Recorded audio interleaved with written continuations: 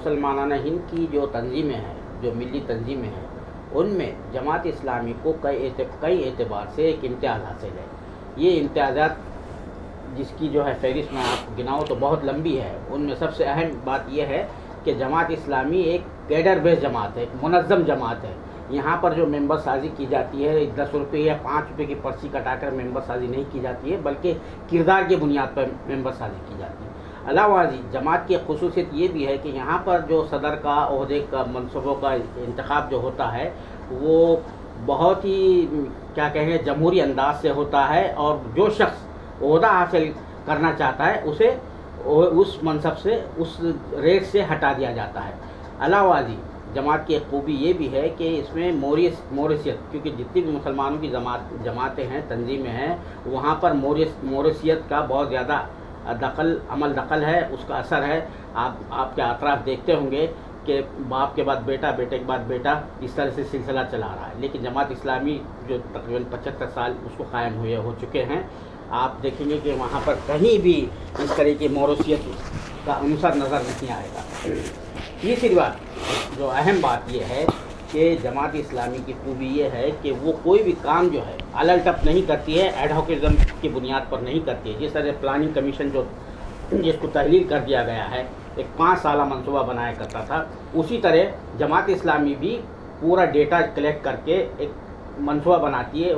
کیونکہ امیر جو منتخب کیا جاتا ہے وہ 4 سالہ میعاد کے لیے منتخب کیا جاتا ہے، اس کی ٹرم 4 سال ہوتی ہے، تو اسی انداز سے جو ہے منصوبہ بھی بنایا جاتا ہے. تو جماعت اسلامی جہاں دینی اقامت دین کے لیے اٹھی تھی، لیکن وہ ساتھ ساتھ اقتصادی میدان میں، سماجی میدان میں، تعلیمی میدان میں، مختلف میدانوں میں مختلف محاذوں پر کام کر رہی ہے. اسی حوالے سے آج ہمارے ساتھ بات کرنے کے لیے موجود ہے جماعت اسلامی کے جو منتخب امیر ہے، نئے منتخب امیر ہے. وہ پچھلے ٹرم میں بھی جماعت کے امیر تھے. اس مرتبہ جو انتخاب ہوا اپریل میں، انہیں دوبارہ منتخب کیا گیا.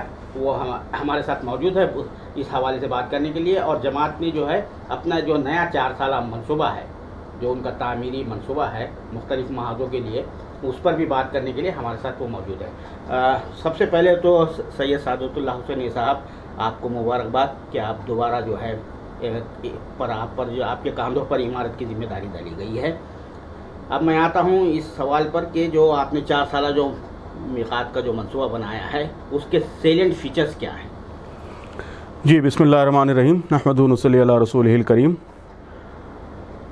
تو سب سے پہلے تو یہ ہے کہ اسلام کی تعلیمات کے مطابق ہم ذمہ داریوں کو، جو جماعتی ذمہ داریاں ہیں، اس کو ایک ذمہ داری سمجھتے ہیں، اور جو شخص اس پہ فائز ہوتا ہے وہ مبارکبادی سے زیادہ دعا کا مستحق ہوتا ہے. تو میری گزارش یہی ہے کہ آپ دعا فرمائیں کہ اللہ تعالیٰ اس ذمہ داری کا حق ادا کرنے کی توفیق عطا فرمائیں.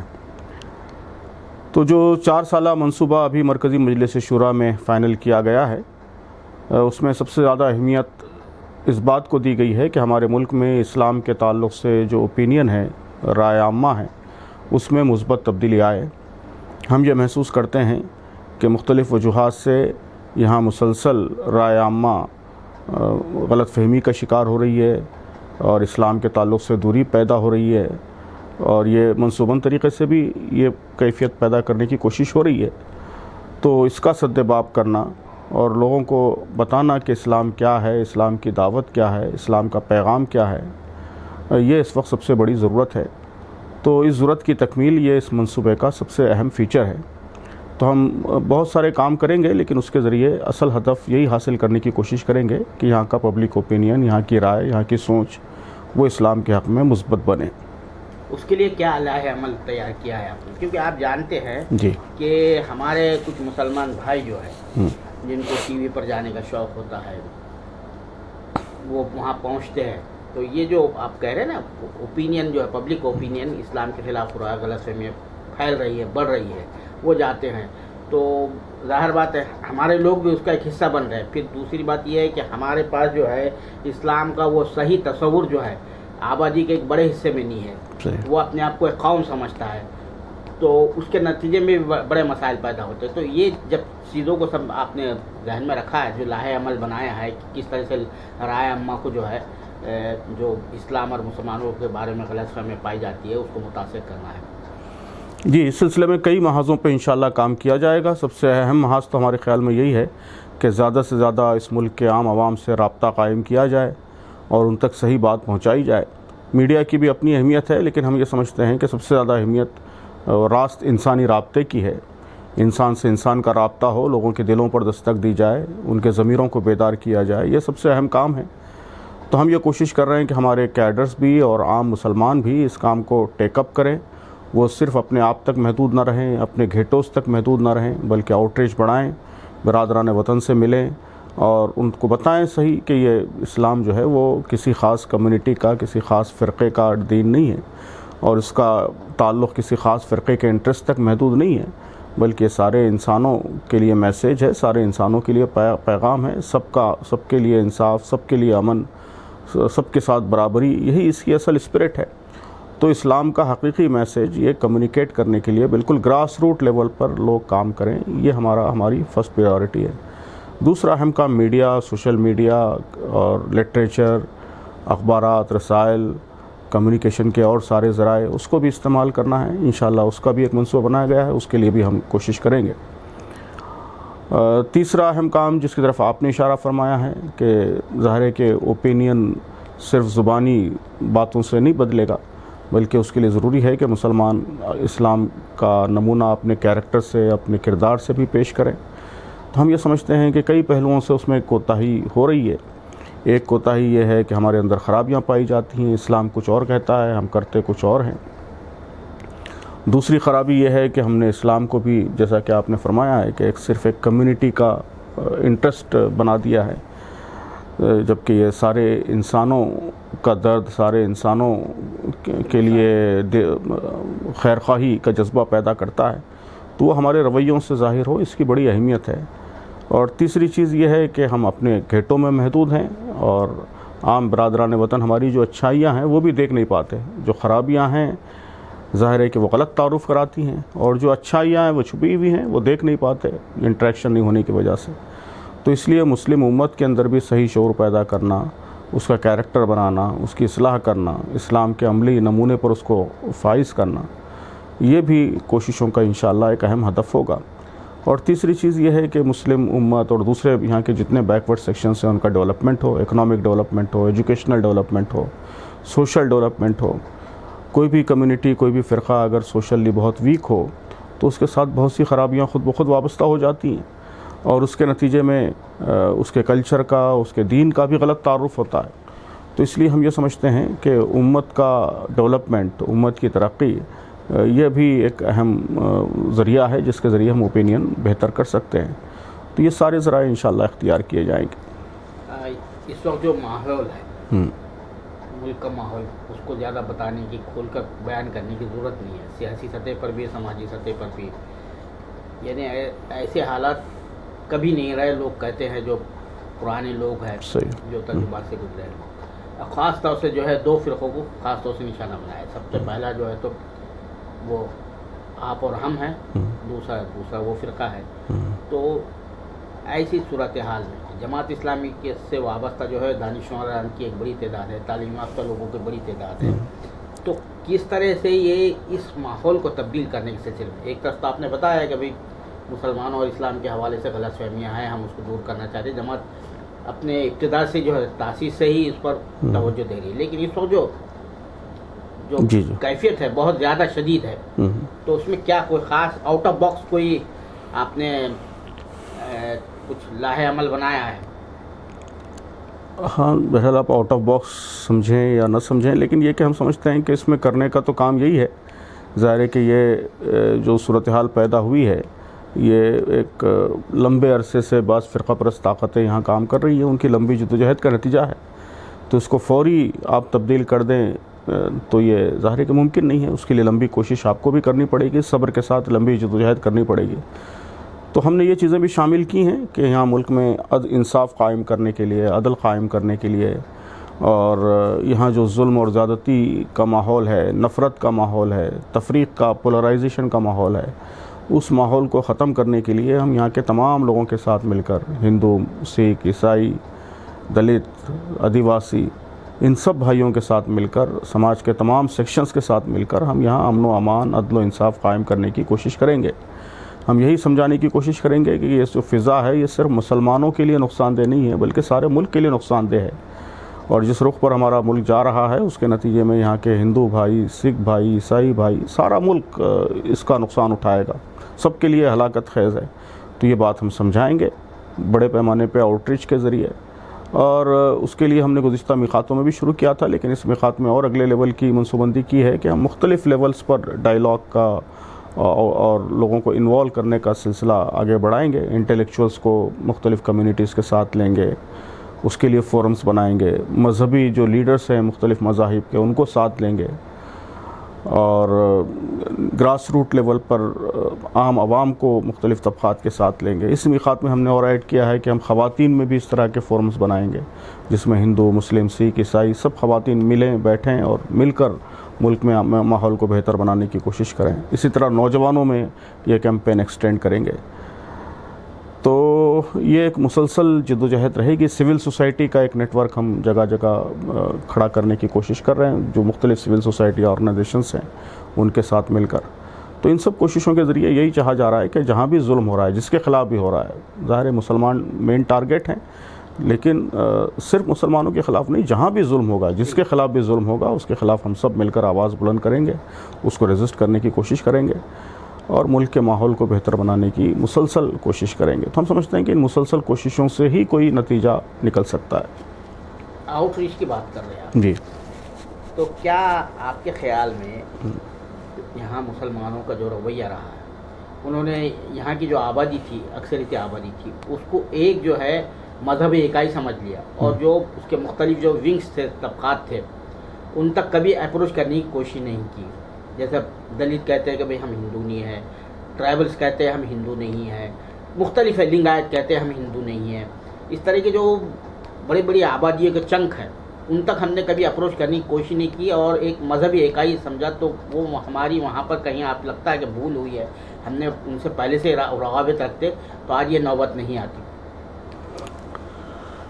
بہرحال کچھ حد تک تو بات یہ درست ہو سکتی ہے کہ مسلمانوں کا ایک بڑا طبقہ جو ہے وہ ہندو سوسائٹی کو اور ہمارے ملک کی سوسائٹی کو گہرائی سے نہیں سمجھتا۔ وہاں جو فالٹ لائنز ہیں، وہاں جو مختلف ڈفرینسز ہیں، جو پلورالٹی ہے، اس کو سب لوگ نہیں سمجھ پاتے۔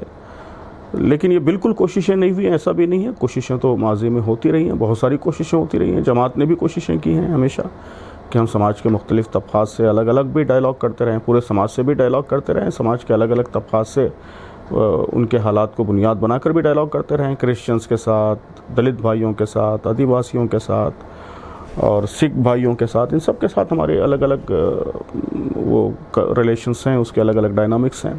تو یہ کوششیں اور لوگ بھی کرتے رہیں، تو کچھ نہ کچھ یہ کوششیں ہوتی رہی ہیں۔ البتہ یہ صحیح ہے کہ ان کوششوں کا تناسب اور اس کی رفتار اور زیادہ بڑھانے کی ضرورت ہے، اور عام امت کے اندر بھی بیداری لانے کی ضرورت ہے کہ سماج میں مختلف طبقات کیا ہیں، ان کے مسائل کیا ہیں، اور ان مسائل کو حل کرنے میں ہم کیا کردار ادا کر سکتے ہیں۔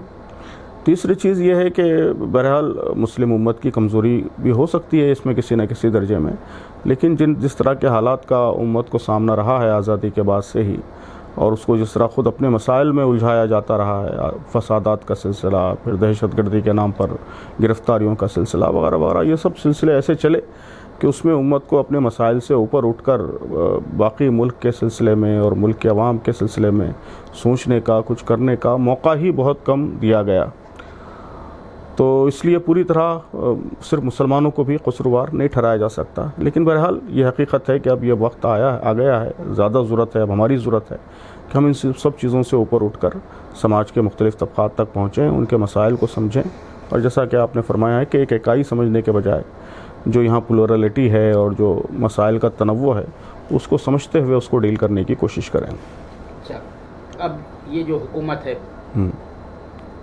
ایسا لگ رہا ہے کہ وہ بہت ہی زیادہ بدحواسی کا شکار ہو چکی ہے۔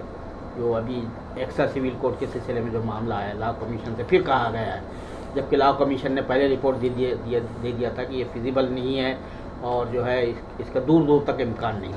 بعد ہفتہ ایک رپورٹ دے دی تھی چوہان صاحب، جو جسٹس چوہان صاحب تھے، اب انہوں نے دوبارہ کیا۔ اب مسلم جو تنظیمیں ہوتی ہیں اس پر فوراً بھڑک اٹھتی ہے، وہ جو ٹریپ بچھاتے ہیں وہ ٹریپ میں آتے ہیں. تو اس کو کس طرح سے ٹیکل کرنا چاہیے ایشو کو آپ کے خیال میں؟ یہ جو آ رہا ہے اس کو جس طرح سے ایشو بنانے کی کوشش کرے، وہ تو چاہتے ہیں کہ آپ کی طرف سے فوراً جو ہے نی جرک جو ہمارا ریئیکشن ہوتا ہے نا وہ آ جائے. بہرحال اس کو بھی ہم کو اسی طرح ڈیل کرنا چاہیے کہ یہ صرف مسلمانوں کا مسئلہ نہیں ہے، بلکہ یہ بھی پورے ملک کا مسئلہ ہے. ہمارا ملک ایک بہت ہی ڈائیورس ملک ہے، یہاں طرح طرح کے کلچرل انٹیٹیز پائے جاتے ہیں. تو یہاں پر یونیفارمٹی کی ان نیچرل کوشش اور سب کو ایک جیسا بنا دینے کی کوشش یہ غیر فطری کوشش ہے.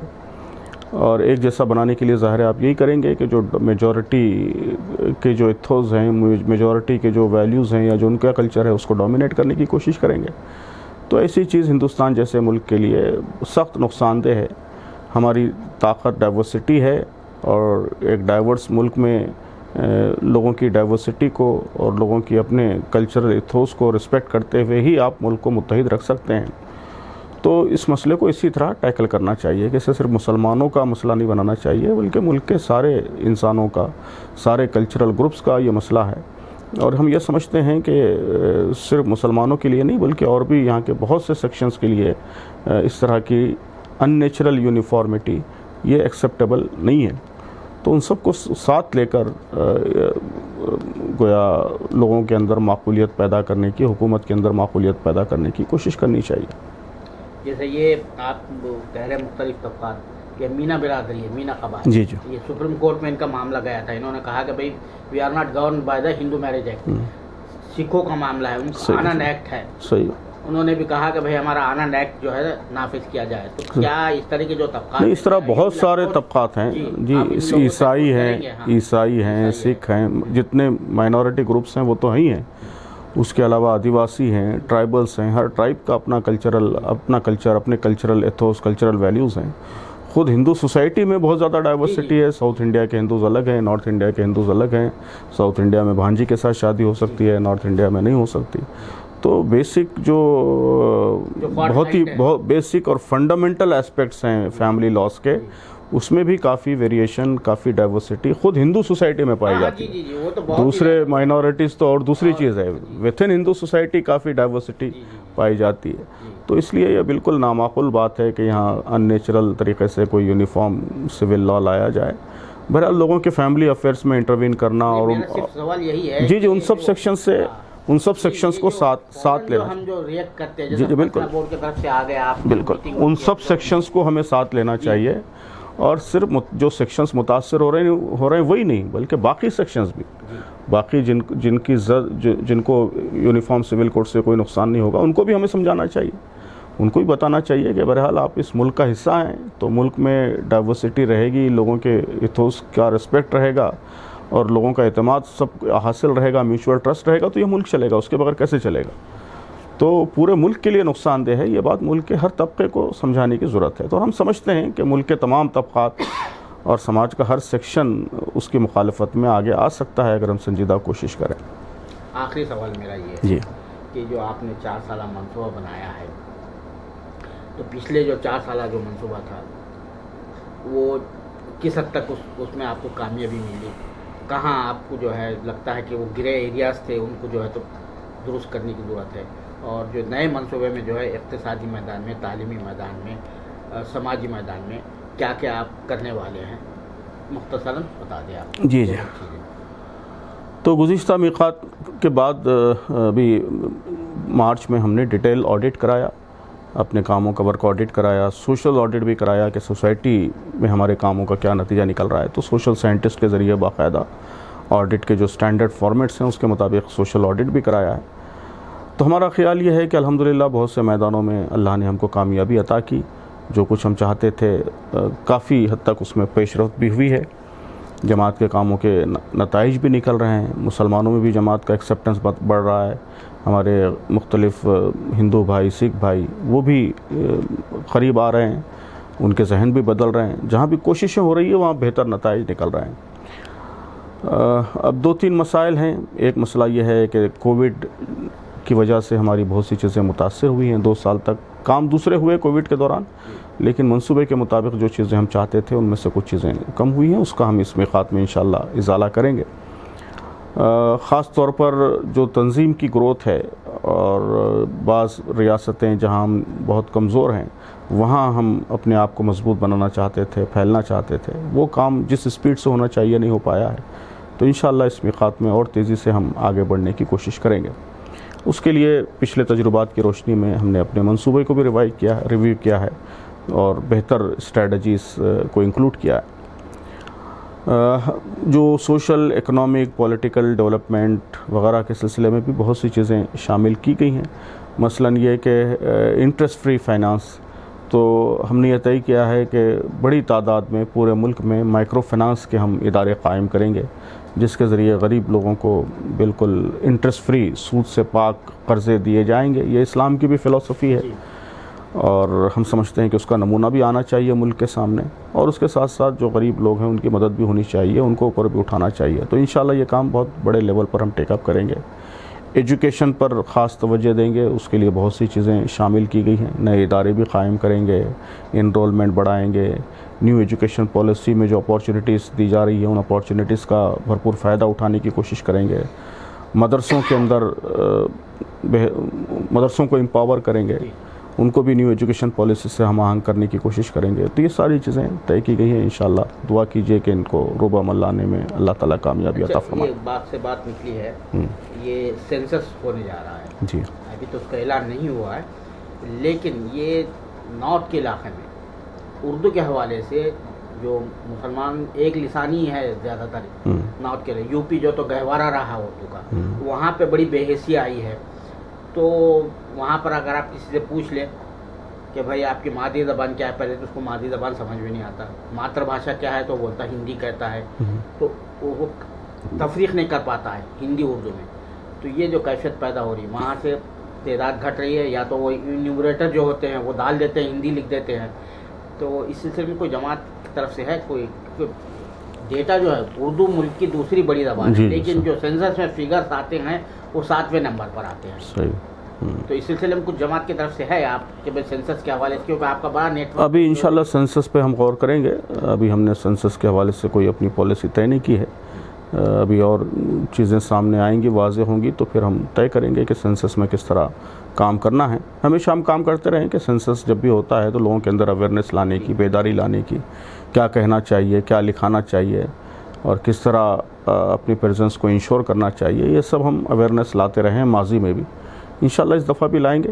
تو تھوڑا تفصیلات آنے دیجئے، اس کے بعد انشاءاللہ بیٹھ کے ہم طے کریں گے کہ کیا کرنا ہے۔ بہت بہت شکریہ سعادت اللہ صاحب، جی، سالہ سے بات کرنے کے لیے، آپ نے کئی چیزوں پر روشنی ڈالی، بہت شکریہ۔ بہت شکریہ، جزاک اللہ۔ یہ تھے امیر جماعت اسلامی ہند سید سعادت اللہ فضل صاحب، جو 4 سال کا نیا منصوبہ بنایا گیا اس حوالے سے بھی تفصیلات بتا رہے تھے۔ علاوہ ازیں وہ جو ہے اس وقت جو صورتحال ہے، جو ماحول ہے، اس میں مسلمانوں کو کیا کام کرنا چاہیے اور جماعت اسلامی کیا کام کرنے جا رہی ہے، اس پر بھی روشنی ڈال رہے تھے۔ ان کا کہنا تھا کہ ہمیں جو ہے مختلف میدانوں میں جو ہے غیر مسلم سے آؤٹ ریچ کا پروگرام بنانا چاہیے، اور جماعت نے بھی اس سلسلے میں خاص طور سے توجہ دیا ہے، اس نے آؤٹ ریچ کے پروگرام بنائے ہیں تاکہ مسلمانوں اور اسلام کے حوالے سے جو غلط فہمیاں پھیلائی جا رہی ہے، اور جو غلط فہمیاں پھیلائی جا رہی ہے سیاسی مقاصد کے لیے پھیلائی جا رہی ہے، تو اس کو اسی طرح سے ڈیل کرنے کی ضرورت ہے۔